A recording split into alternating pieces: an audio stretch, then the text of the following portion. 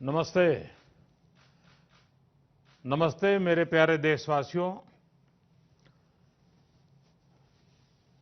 Corona वैश्विक महामारी के खिलाफ भारत की लड़ाई बहुत मजबूती के साथ आगे बढ़ रही है। आप सभी देशवासियों की तपस्या, आपके त्याग की वजह से भारत अब तक कोरोना से होने वाले नुकसान को काफी हद तक टालने में सफल रहा है। आप लोगों ने कष्ट सहकर भी अपने देश को बचाया है, हमारे इस भारतवर्ष को बचाया है। मैं जानता हूं आपको कितनी दिक्कतें आई हैं। किसी को खाने की परेशानी, किसी को आने जाने की परेशानी, कोई घर परिवार से दूर है, लेकिन आप देश की खातिर एक अनुशासित सिपाही की तरह अपने कर्तव्य निभा रहे हैं। मैं आप सबको आदरपूर्वक नमन करता हूं। हमारे संविधान में जिस we the people of India, we the people of India की शक्ति की बात कही गई है, यही तो है वो। बाबा साहब डॉक्टर भीमराव अंबेडकर जी की जन्म जयंती पर हम भारत के लोगों की तरफ से अपनी सामूहिक शक्ति का ये प्रदर्शन, ये संकल्प बाबा साहब को सच्ची श्रद्धांजलि है। बाबा साहब का जीवन हमें हर चुनौती को अपनी संकल्प शक्ति और परिश्रम के बलबूते पर पार करने की निरंतर प्रेरणा देता है। मैं सभी देशवासियों की तरफ से बाबा साहब को नमन करता हूं। साथियों, ये देश के अलग अलग हिस्सों में अलग अलग त्योहारों का भी समय है, और वैसे भी भारत तो उत्सवों से भरा रहता है, उत्सवों से हरा रहता है, उत्सवों के बीच खिलखिलाता रहता है। बैसाखी, पोहेला बैशाख, पुथांडू, बोहाग बिहू, बिशु के साथ अनेक राज्यों में नए वर्ष की शुरुआत हुई है। लॉकडाउन के इन बंधनों के बीच मैं देश के लोग जिस तरह नियमों का पालन कर रहे हैं, जितने संयम से अपने घरों में रहकर त्योहार बड़ी सादगीपूर्ण तरीके से मना रहे हैं, ये सारी बातें बहुत ही प्रेरक हैं, बहुत ही प्रशंसनीय है। मैं नए वर्ष पर आपके परिवारजन के उत्तम स्वास्थ्य की मंगल कामना करता हूं। साथियों, आज पूरे विश्व में कोरोना वैश्विक महामारी की जो स्थिति है, हम सब उसे भलीभांति परिचित हैं। अन्य देशों के मुकाबले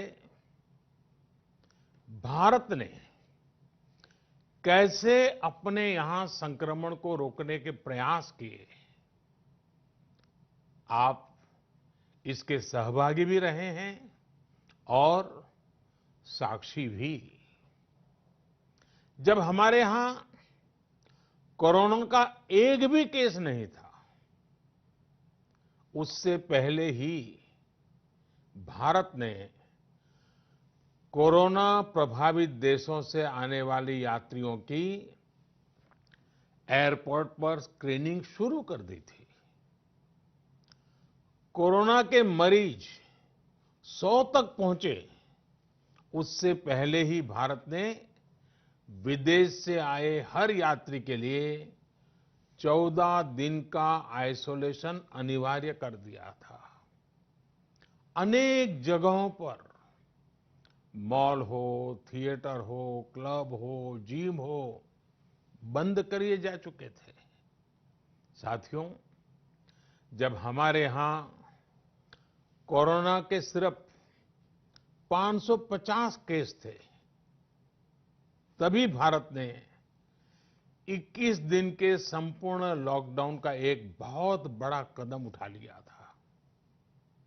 भारत ने समस्या बढ़ने का इंतजार नहीं किया, बल्कि जैसे ही समस्या दिखी, उसे तेजी से फैसले लेकर उसी समय रोकने का भरसक प्रयास किया। साथियों, वैसे एक ऐसा संकट है जिसमें किसी भी देश के साथ तुलना करना उचित नहीं है, लेकिन फिर भी कुछ सच्चाइयों को हम नकार नहीं सकते हैं। ये भी एक सच्चाई है कि अगर दुनिया के बड़े-बड़े सामर्थ्यवान देशों में कोरोना से जुड़े आंकड़े देखें, तो उनकी तुलना में आज भारत बहुत संभली हुई स्थिति में है। महीना डेढ़ महीना पहले कई देश कोरोना संक्रमण के मामले में एक प्रकार से भारत के बराबर खड़े थे। आज उन देशों में भारत की तुलना में कोरोना के केसेस 25 से 30 गुना ज्यादा बढ़ गए हैं। उन देशों में हजारों लोगों की दुखद मृत्यु हो चुकी है। भारत ने होलिस्टिक अप्रोच न अपनाई होती, इंटीग्रेटेड अप्रोच न अपनाई होती, समय पर तेज फैसले न लिए होते, तो आज भारत की स्थिति क्या होती, इसकी कल्पना करते ही रुएं खड़े हो जाते हैं। लेकिन बीते दिनों के अनुभवों से ये साफ है कि हमने जो रास्ता चुना है, आज की स्थिति में वही हमारे लिए सही है। सोशल डिस्टेंसिंग और लॉकडाउन का बहुत बड़ा लाभ देश को मिला है। अगर सिर्फ आर्थिक दृष्टि से देखें तो ये महंगा जरूर लगता है, बहुत बड़ी कीमत चुकानी पड़ी है, लेकिन भारतवासियों की जिंदगी के आगे इसकी कोई तुलना नहीं हो सकती। सीमित संसाधनों के बीच भारत जिस मार्ग पर चला है, उस मार्ग की चर्चा आज दुनिया भर में होना बहुत स्वाभाविक है। देश की राज्य सरकारों ने भी स्थानीय स्वराज संस्थाओं की इकाइयों ने भी इसमें बहुत जिम्मेदारी के साथ काम किया है। चौबीसों घंटे हर किसी ने अपना जीमा संभालने के लिए प्रयास किया है और हालत को संभाला भी है। लेकिन साथियों, इन सब प्रयासों के बीच कोरोना जिस तरह फैल रहा है, उसने विश्व भर में हेल्थ एक्सपर्ट्स को और सरकारों को और ज्यादा सतर्क कर दिया है। भारत में भी कोरोना के खिलाफ लड़ाई अब आगे कैसे बढ़े, हम विजयी कैसे हो, हमारे यहां नुकसान कम से कम कैसे हो, लोगों की दिक्कतें कम कैसे करें, इन बातों को लेकर राज्यों के साथ निरंतर चर्चाएं की है। और इन सभी चर्चाओं में से एक बात उभर करके आती है। हर किसी का यही सुझाव आता है, नागरिकों की तरफ से भी यही सुझाव आता है कि लॉकडाउन को बढ़ाया जाए। कई राज्य तो पहले से ही लॉकडाउन को बढ़ाने का फैसला कर चुके हैं। साथियों, सारे सुझावों को ध्यान में रखते हुए ये तय किया गया है कि भारत में लॉकडाउन को अब 3 मई तक और बढ़ाना पड़ेगा। यानी 3 मई तक हम सभी को, हर देशवासी को लॉकडाउन में ही रहना होगा। इस दौरान हमें अनुशासन का उसी तरह पालन करना है जैसे हम करते आ रहे हैं। मेरी सभी देशवासियों से ये प्रार्थना है कि अब कोरोना को हमें किसी भी कीमत पर नए क्षेत्रों में फैलने नहीं देना है। स्थानीय स्तर पर अब एक भी मरीज बढ़ता है तो ये हमारे लिए चिंता का विषय होना चाहिए। कहीं पर भी कोरोना से एक भी मरीज की दुखद मृत्यु होती है तो हमारी चिंता और बढ़नी चाहिए। और इसलिए हमें हॉटस्पॉट्स को इंगित करके पहले से भी ज्यादा, बहुत ज्यादा सतर्कता बरतनी ही होगी। जिन स्थानों के हॉटस्पॉट में बदलने की आशंका है, उस पर भी हमें कड़ी नजर रखनी होगी, कठोर कदम उठाने होंगे। नए हॉटस्पॉट्स का बनना हमारे परिश्रम और हमारी तपस्या को और चुनौती देगा, नए संकट पैदा करेगा। इसलिए अगले एक सप्ताह में कोरोना के खिलाफ लड़ाई में कठोरता और ज्यादा बढ़ाई जाएगी। 20 अप्रैल तक हर कस्बे, हर थाने, हर जिले, हर राज्य को बड़ी बारीकी से परखा जाएगा। वहां लॉकडाउन का कितना पालन हो रहा है, उस क्षेत्र ने कोरोना से खुद को कितना बचाया है, इसका मूल्यांकन लगातार किया जाएगा। जो क्षेत्र इस अग्नि परीक्षा में सफल होंगे, जो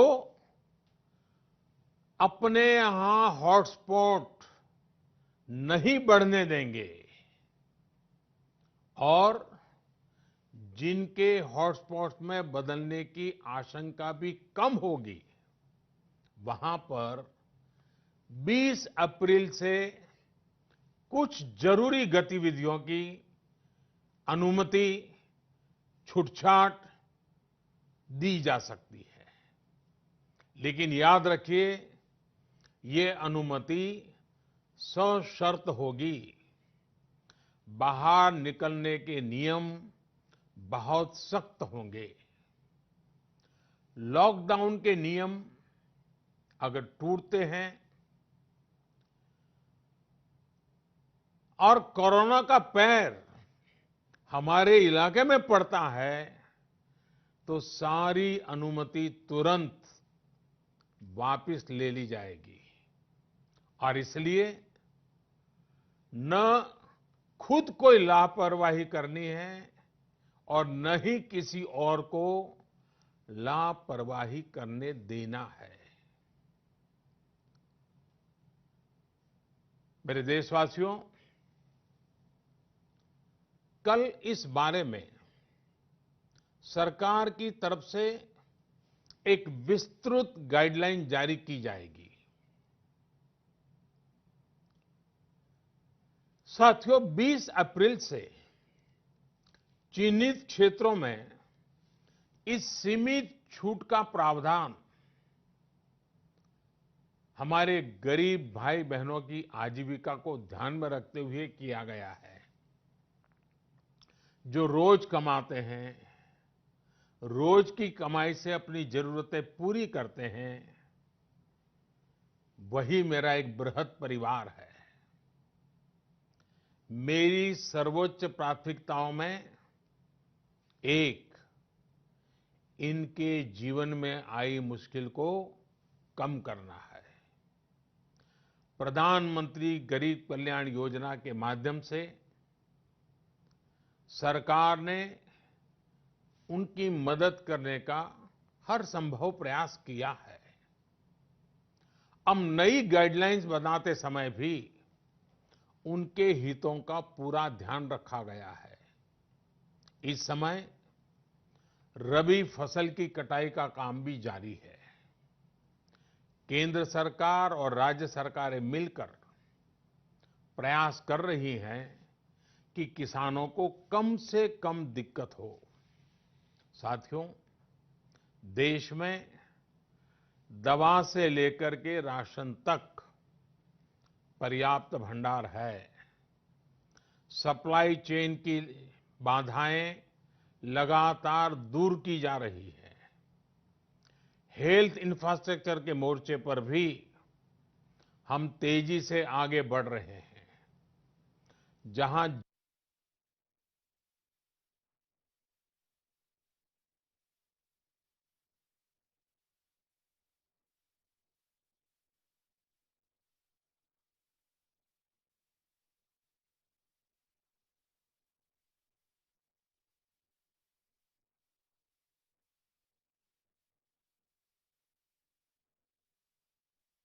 ये कहता है कि कोरोना के 10,000 मरीज होने पर 1500-1600 बेड्स की जरूरत होती है। भारत में आज हम 1 लाख से अधिक बेड्स की व्यवस्था कर चुके हैं। इतना ही नहीं, 600 से भी अधिक ऐसे अस्पताल हैं जो सिर्फ कोविड के इलाज के लिए काम कर रहे हैं। इन सुविधाओं को और तेजी से बढ़ाया जा रहा है। साथियों, आज भारत के पास भले सीमित संसाधन हो, लेकिन मेरा भारत के युवा वैज्ञानिकों से विशेष आग्रह है कि विश्व कल्याण के लिए मानव कल्याण के लिए। मेरे नौजवान साथियों, आप आगे आए। कोरोना की वैक्सीन बनाने का मेरे देश के नौजवान, मेरे देश के वैज्ञानिक बेड़ा उठाएं। साथियों, हम धैर्य बनाकर रखेंगे, नियमों का पालन करेंगे, तो कोरोना जैसी महामारी को भी परास्त करके ही रहेंगे। इसी विश्वास के साथ मेरी बात समाप्त करने से पहले मैं आपका साथ मांग रहा हूं। 7 बातों में आपका साथ। पहली बात, अपने घर के बुजुर्गों का विशेष ध्यान रखें। विशेषकर ऐसे व्यक्ति जिन्हें पुरानी बीमारी हो, उनकी हमें एक्स्ट्रा केयर करनी है। उन्हें कोरोना से बहुत बचाकर रखना है। दूसरी बात, लॉकडाउन और सोशल डिस्टेंसिंग की लक्ष्मण रेखा का पूरी तरह पालन करें। घर में बने फेस कवर या मास्क का, और वो भी घर में बने हुए, उनका अनिवार्य रूप से उपयोग करें। तीसरी बात, अपनी इम्यूनिटी बढ़ाने के लिए आयुष मंत्रालय द्वारा जो निर्देश दिए गए हैं, उसका अगर हम पालन करें, गर्म पानी है, काढ़ा है, इनका निरंतर सेवन करें। चौथी बात, कोरोना संक्रमण का फैलाव रोकने में मदद करने के लिए Aarogya Setu mobile app, Aarogya Setu mobile app जरूर डाउनलोड करें। दूसरों को भी इस ऐप को डाउनलोड करने के लिए प्रेरित करें। पांचवी बात, जितना हो सके उतने गरीब परिवार की देखरेख करें, उनके भोजन की आवश्यकता पूरी करें।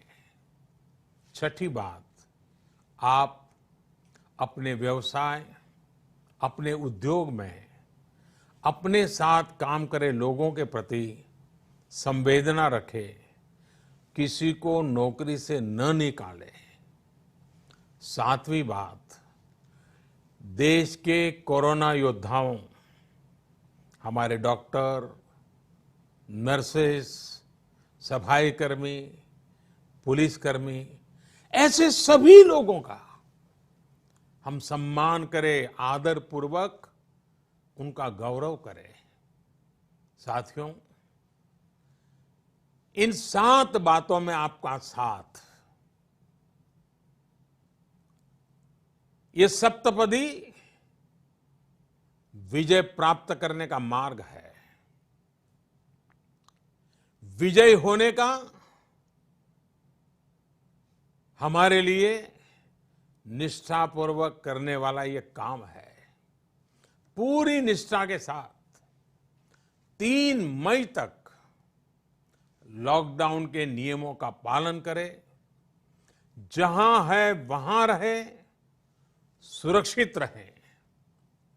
वयम राष्ट्रे जागृयाम, हम सभी राष्ट्र को जीवंत और जागृत बनाए रखेंगे। इसी कामना के साथ मैं अपनी बात समाप्त करता हूं। आपको, आपके परिवार को उत्तम स्वास्थ्य की मंगल कामनाएं करता हूं। बहुत बहुत धन्यवाद। है वहां रहे, सुरक्षित रहें। वयम राष्ट्रे जागृयाम, हम सभी राष्ट्र को जीवंत और जागृत बनाए रखेंगे। इसी कामना के साथ मैं अपनी बात समाप्त करता हूं। आपको